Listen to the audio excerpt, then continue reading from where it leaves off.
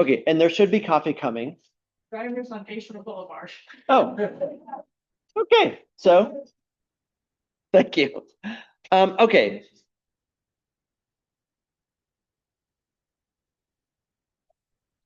It's working. Hold on. Okay, so this is what we're talking about today. Our district Instagram account, PTO fundraising, the Halloween parade, international feast, and our English language arts shift that we're doing in the district. Also, I have this new sound system. It's really for people watching this a video online, or maybe if you're either with the recording, it should make it sound much better. If people have questions, hopefully it'll pick it up. Maybe I'll move it over here. So if you're watching this on a recording, let me know. Okay, so we just started an Instagram account with the district like a couple of weeks ago. And it highlights all three schools, various things that we're doing. Part of the reason we're doing it is just to build community. So, Littman, which, in elementary schools, Littman is like the big scary school, but it's not really that scary. I've been in a middle school teacher and a principal before. And I've been at Littman a little bit, during the day. I've talked to people who work there. It's not as scary as a lot of other middle schools.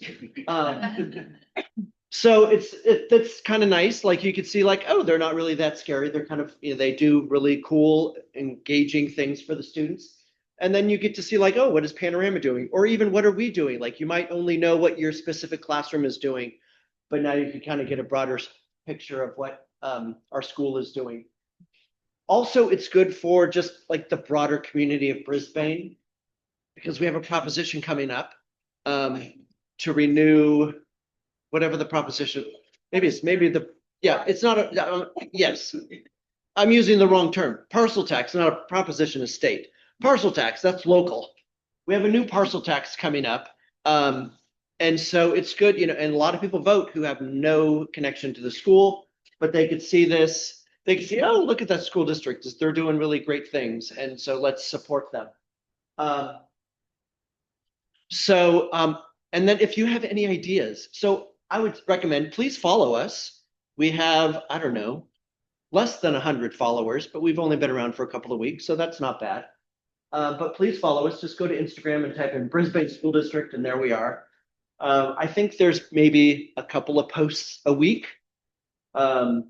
And the person, Sarah Shackle, the principal of Littman, she's the one that kind of posts everything. We send her stuff and she posts it. She always, she always makes little videos out of it. And, if it's like a slideshow of photos or maybe a short little video clip, and she puts a nice song to it. So it's actually pretty entertaining.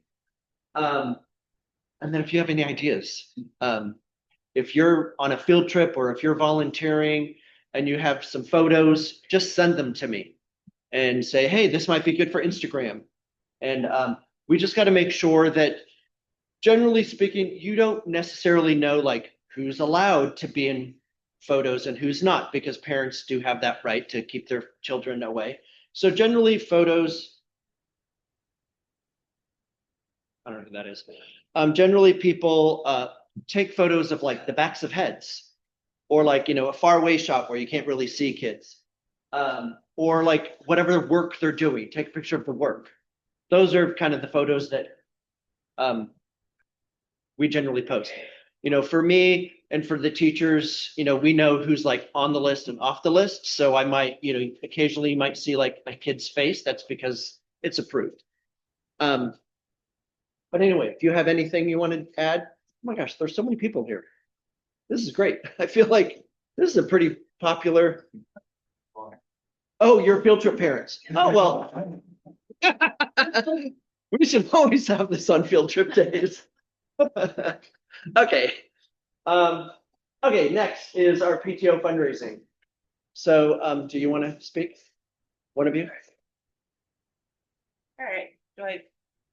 You can just speak right around here. All right. That's good. All right. I just want to thank everybody here for doing their part in fundraising for the Lapathon. We're at $21,000, which is blasting past our $15,000 goal. So thank you, everybody.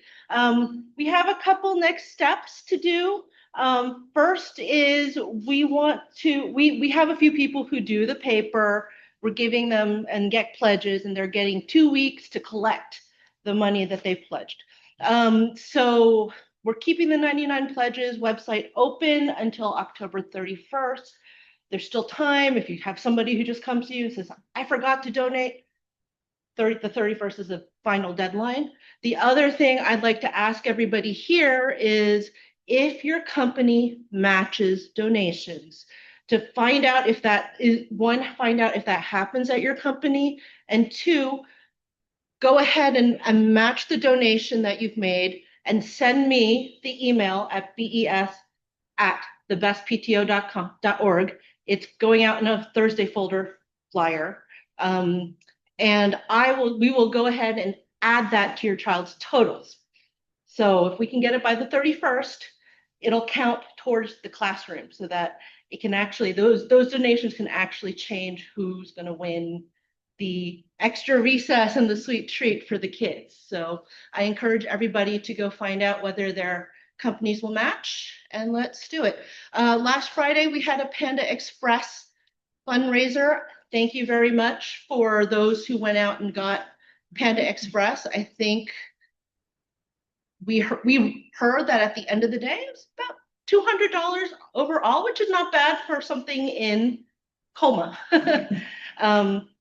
We will have more for you. We're going to put together a flyer with all of the upcoming ones. We're trying to do maybe one a month, and we'll have more information for you in a few weeks. Okay, thank you. Thank you. Okay, next Friday is the Halloween parade. And we're doing things a little bit differently this year. We're shortening it. So the yard will open at 8:30 or 8:25, as soon as the bell rings and kids are gone. Parents are welcome to come in, hang out in this Big Toys yard area. Then the change is the kids are coming back out at 8:45 instead of 9 o'clock. So you don't have to wait around as long. And then we're going to have a parade. I'll show the route in a second on the next slide. It'll be about a 20-minute. It's going to be 2 loops around instead of 3, which is what we've done in the past. And then at the end of the parade, instead last year, or in many years, also last year, we've had like groups of kids. Like if you're a Disney character, let's all gather together to take a photo. Or if you're a whatever character, like the superheroes all come together. So we're not going to do that. Instead, we're going to take a staff picture, and then kids are going to go to their classes around the yard, and then parents could take pictures of their classes. And then kids will go back. So the whole thing will be about 30 minutes. And this is the route. So parents, you could just hang out in here. And then the kids are going to be lined up here, just like they do in the morning. And then the 5th graders will lead us down the ramp, up the sidewalk, into the park and rec yard, down that ramp and around, and they'll do that 2 times. And then and they have different zones. I think in the past we've had parents kind of help encourage kids to be a part of these zones, but we're just gonna have the teachers do it this year. And then this is kind of the path of where the kids will be taking their classroom photos. So once we're done, generally the kids that go up enter here or here, like the Kinders and Ms. Hill and Ms. Victrez, you can go up there. And then the other kids, wherever, the 4th and 5th grade here, the other classes right around here, just find your teacher and you can take a photo of them. Any questions about that? Okay. Okay, next we have our International Feast is in about a month on Thursday, November 20th. This flyer is actually going out today, in today's newsletter. So look for that, and you could sign up to volunteer. We do still need a new coordinator. So if you're thinking, oh, do we have somebody? Oh, great. Well, great. Who are they? Jamie Lai and Kiki Lily. Perfect. Okay. Okay. Well, we have a new coordinator that will kind of shadow this year. And then next year they'll take it on when Sarah, our current coordinator, is gone at Lippman. So if you want to volunteer, please follow these links. They're in the newsletter, or you could scan it right now and volunteer right now. Okay. Any questions about that? Yes. Will we have the ingredient list again? Yes. Yes, they will. Yes. I think last year when we were intaking, some parents think that if there's just a small amount of something, it doesn't count. I don't know if there's a way to convey that if there's any nut or, That's oh, there's good to only know. nuts on top, it doesn't count. That's good to know. Yeah, so we'll make it very clear. Yes. Okay, good. Oh, good. And the coffee's here. So you can help yourself or wait until we're done. It's up to whatever you want. Okay. The next thing. So we're doing our district is shifting in our language arts curriculum. And so right now what we have what is called a balanced literacy program. But now there is a new, it's not so new, but there's science of reading. And that's more of like structured literacy. So I'm just gonna kind of, this is a lot of text. I don't expect you to read it. I'm just gonna kind of go over like, what's the difference from what we currently do with balanced literacy and what is structured reading or structured literacy, which is based on the science of reading, which is where really the entire country is kind of transitioning into. So balanced literacy is really about developing a love of reading, whereas structured literacy is really about explicit instruction. Balanced literacy is a mix of whole group, small group, guided reading, independent, and structured literacy is really about, following skills from simple to more complex. Balanced literacy has embedded phonics, but structured literacy is really direct phonics instruction every single day. Decoding balanced literacy is using what's often referred to as the 3 cueing system, like looking at a photo to help you sound out the word. Structured literacy is really like using the letters in the word to sound out the word.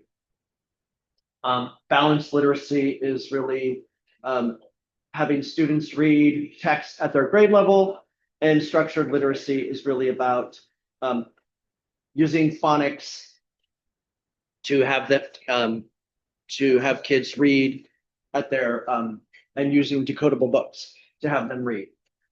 And then assessments, they do things like running records, and then there's diagnostic assessments in structured literacy. So the reason for this shift, balanced literacy, lots of kids learn to read with balanced literacy, but students who may struggle, this is not necessarily proven to be the most effective way for students to learn. Whereas this, based on the science of reading, is really shown to be much more effective for those students who are struggling to read. So that's why we're making this shift. So we've already started the shift. Several years ago, before I came, we adopted phonics programs at both elementary schools. And then last year, the Lippman, they adopted iReady, which is a supplemental online language arts program. Last year, we also adopted Lexia, which is a supplemental language arts program for elementary students. We adopted it for some of our students, the students who were struggling, who weren't learning how to read as well as we wanted to, based on the balanced literacy approach. And now this year, we've adopted it for all of our students. And then just earlier this month, we started a literacy committee. We just had our second meeting yesterday. And then on the 13th, when the day off was happening for the kids, all of our teachers and admin, we met and we had a whole PD day on the science of reading. And then actually starting Monday, we're starting Multitudes, which is a dyslexia screener for our kinders through second grade. So I believe, well, actually, we're not doing it for kinder yet. We're doing it for first and second grade. So I believe you've already been notified if you're a first or second grade parent. And that's going to begin if you're, it's not necessarily, it doesn't diagnose your student, like, do they have dyslexia or not? They just show, like, are there patterns that are similar to students with dyslexia? And then I'll reach out to families that show those patterns and have what our next steps are. And then moving forward, we're going to have more professional developments and a new adoption of curriculum and assessments over the next coming months. So in our committee, we're really focused on continuing professional developments within our committee, but also for all of the teachers. And we say all of the teachers because not just, in elementary, the teachers teach everything. But in, Littman, there might be like the math and science teacher. So you might think, oh, well, they don't really teach language arts, but, you got to read and comprehend things in all subjects. And so really this is for all of our teachers. And then we're going to be looking at new curriculum and new assessments.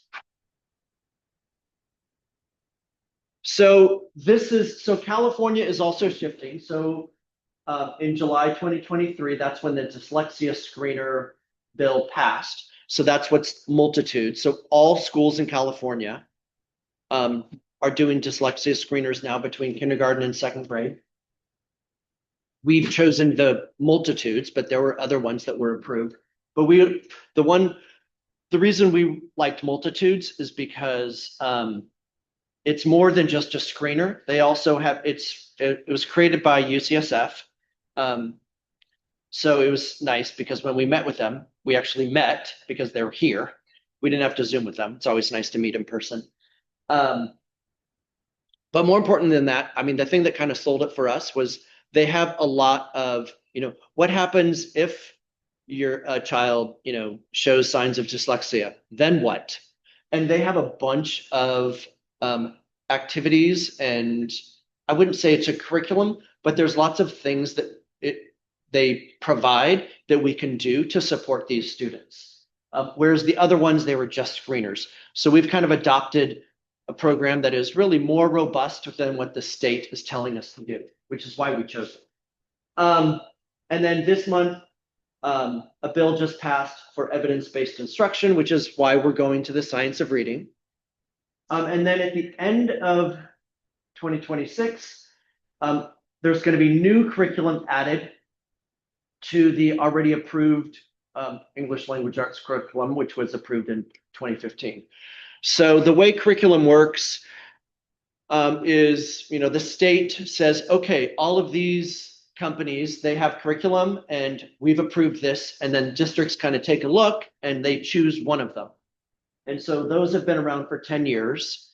But they're going to add new stuff to it. They're keeping the 2015 list and we're adding new stuff to it, or they are adding new stuff to it, which will come out in about a year. So our committee will kind of make a decision, what are we going to do? We're leaning towards doing professional development first. So like really digging into like, what is the science of reading for all of our, I'm not saying that's what we're doing. We haven't made a decision yet. We've only met twice, but that's kind of the way we're leaning.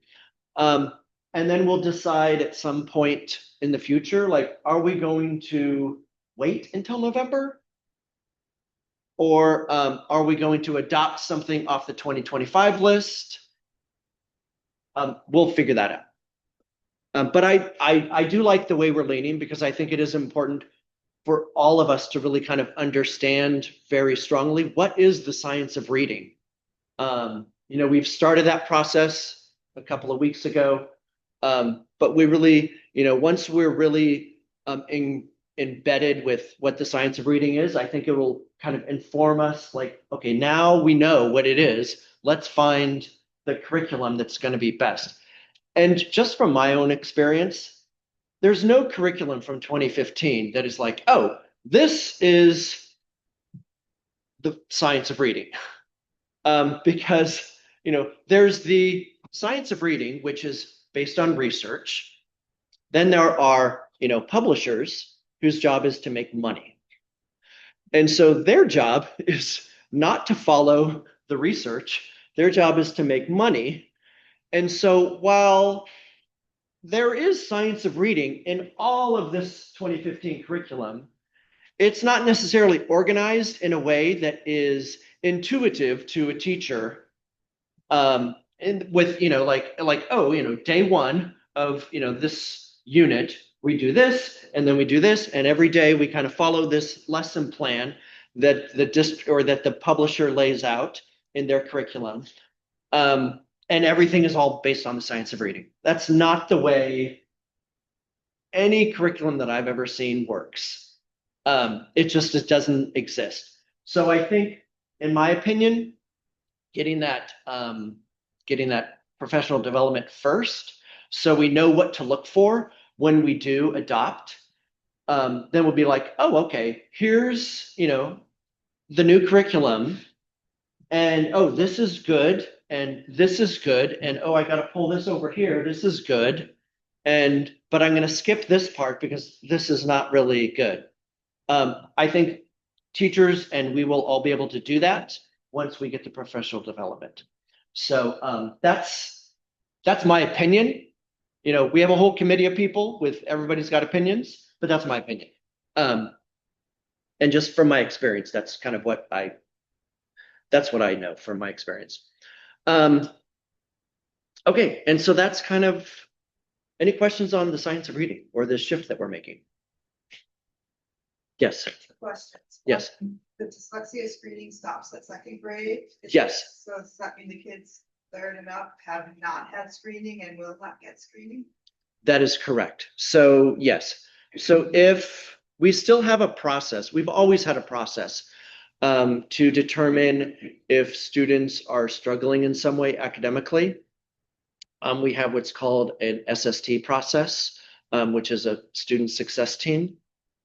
Every school has it everywhere. I had it at my old school. I've always had it. And so we basically meet as a team, which is like, me, the teacher, the parent, whoever else might be invited.